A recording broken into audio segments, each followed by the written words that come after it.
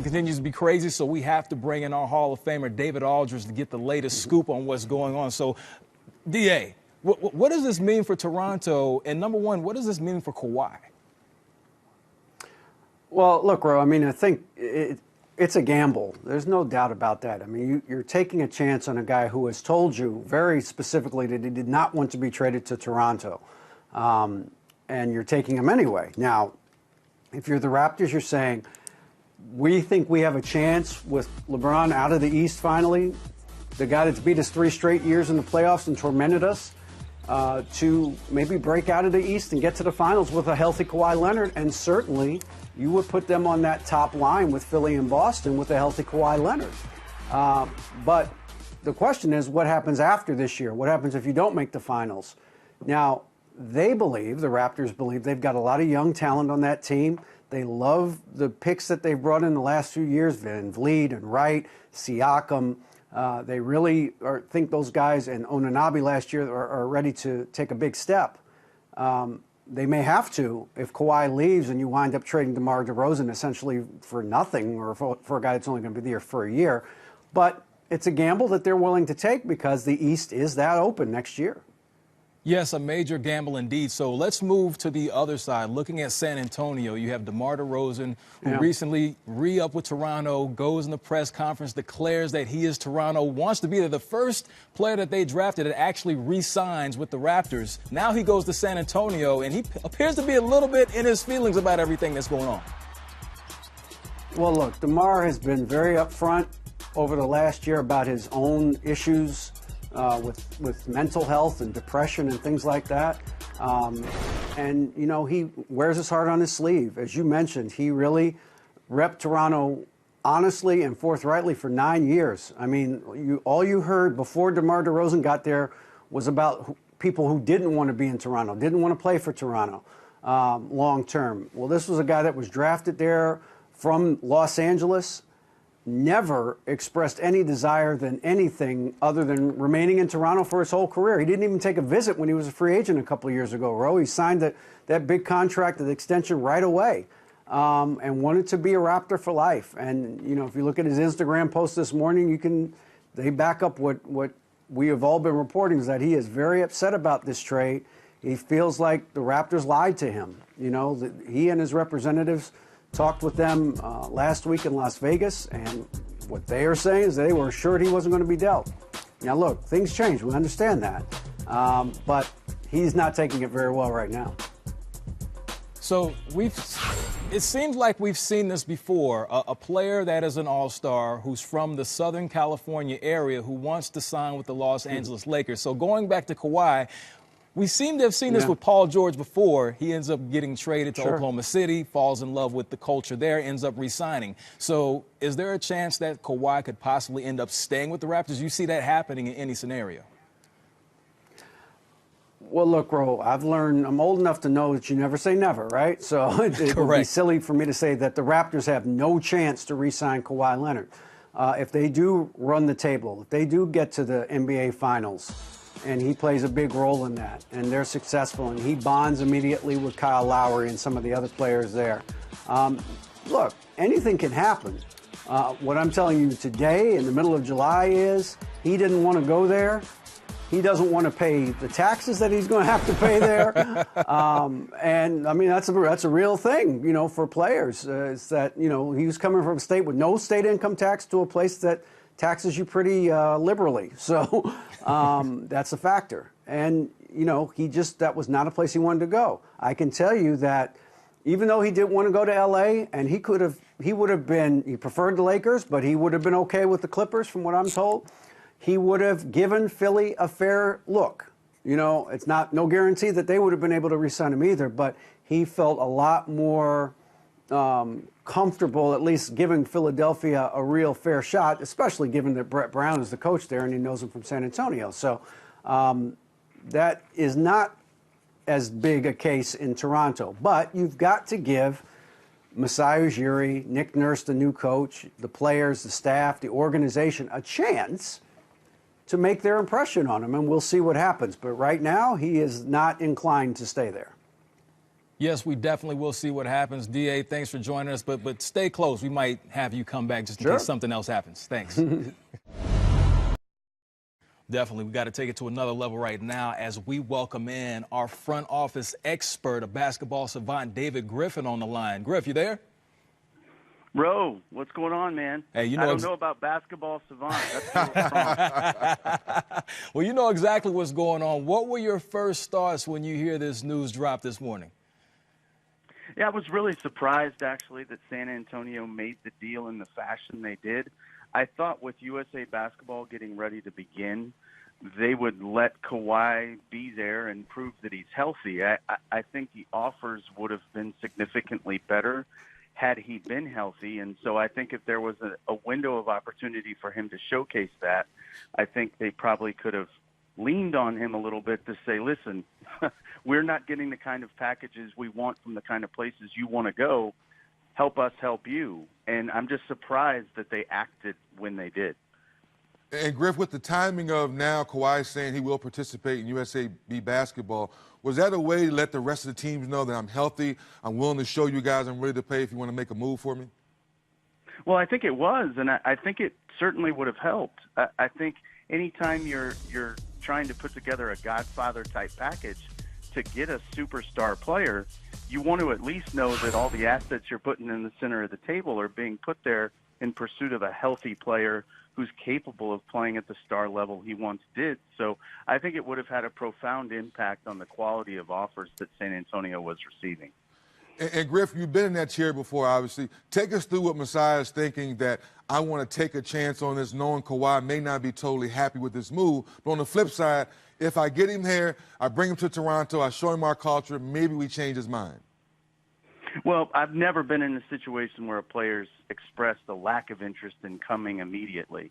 You know, we had a situation where we took a gamble on Kevin Love, and he had the ability to leave us after 1 year. And we were very confident that being part of what we were building in Cleveland, trying to win a championship, would speak to Kevin over time, and fortunately it did. I think Oklahoma City's success in keeping Paul George sort of emboldened Masai and Bobby Webster to believe that they could sell their environment to Kawhi, and I get that, I really do. I think this is almost a no-lose situation for Toronto, because it's a really big gamble on the one hand, but they'd sort of run aground and they weren't as good as they wanted to be in the Eastern Conference with the mix they had. DeMar's owed a great deal of money, and in the playoffs had not played to the level of that contract.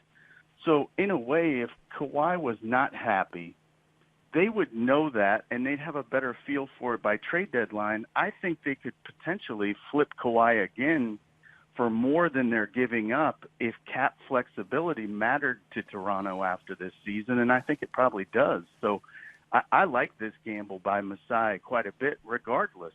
It doesn't even matter to me if Kawhi says, I will stay.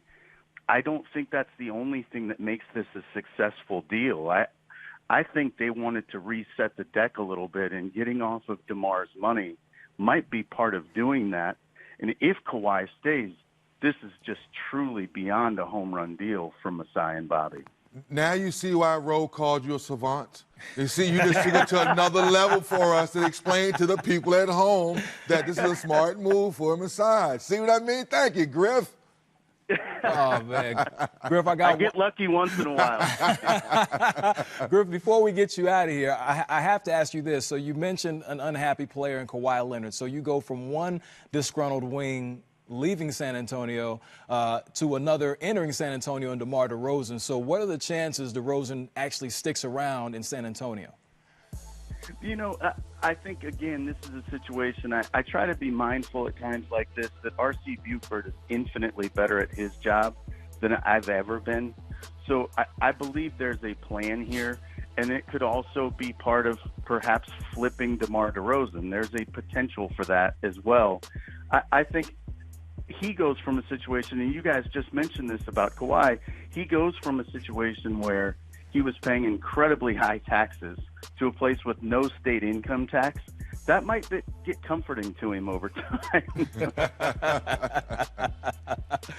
Of course, it's all about the money at the end of the day. At least that's what I've heard. Hey, Griff, thanks for taking time to join us.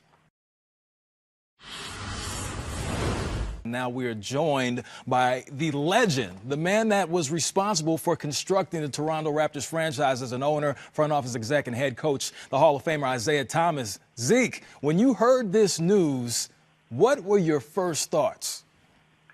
My first thoughts were wow.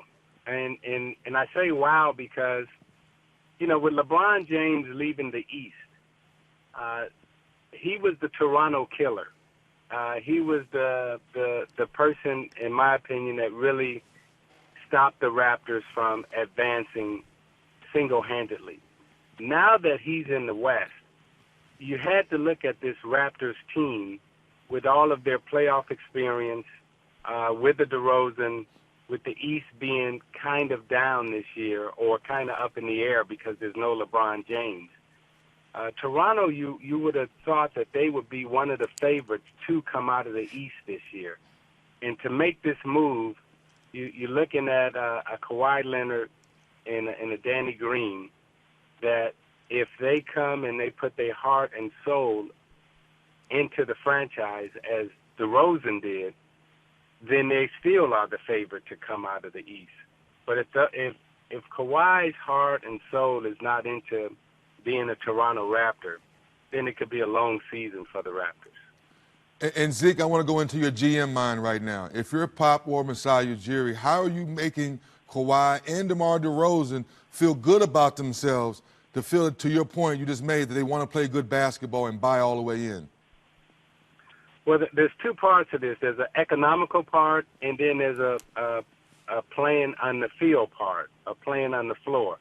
So when you look at the economics of it, and if you're Toronto, you're saying, okay, I've made the decision that I'm going to have a one-year rental in Kawhi Leonard, and I don't believe in my team anymore.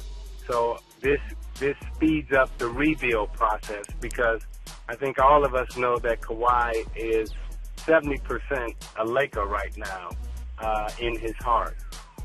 If you're San Antonio, you're saying, okay, I don't want to make the Lakers better. I don't want to make a team in the West better. So the best thing I can do is move, you know, the star player to the East. You're getting an all-star back in DeRozan. He's 3 years, 3 years still under contract. So you have stability if you can get DeRozan to buy into the Spurs way. So economically and playing-wise, that's how I view those two situations. So, Zeke, I have to ask you this. You're very familiar with Toronto and how things work in Canada. Is there any scenario in which Kawhi gets comfortable there and stays past this one season? Well, we all thought that Paul George would never be comfortable in OKC, and it worked out. So, you know, there's always a chance. However, I say that, you know, I think the thing to watch this upcoming season is, and even maybe before the season starts, does Toronto now make a trade with the Lakers? Does Toronto accept the Laker package that was put on the table with all the young players, all the draft picks? You know, so this puts the Lakers right back in the mix as a potential trade partner with the Raptors. And if you're looking at the Raptors from a rebuild or a startup, you know, they've acquired, you know, the most valuable asset in terms of player in the free agent market for trades and potential to move to make their team better. So it's a win-win for Masai and the Raptors, either way you look at it. If you're trying to get him to buy in and win the championship, or you're looking to trade him for more valuable players. Great points made there. Apparently, Masai Ujiri keeping all those options open, doing a great job as the president of the Raptors. Hey, Zeke, thanks for joining us. Hey, you're welcome, and good luck, you guys. Wow. Unbelievable. Very unbelievable. And this is the social media post I spoke about. Be told one thing and the outcome is another. Can't trust them. Ain't no loyalty in this game. Wow.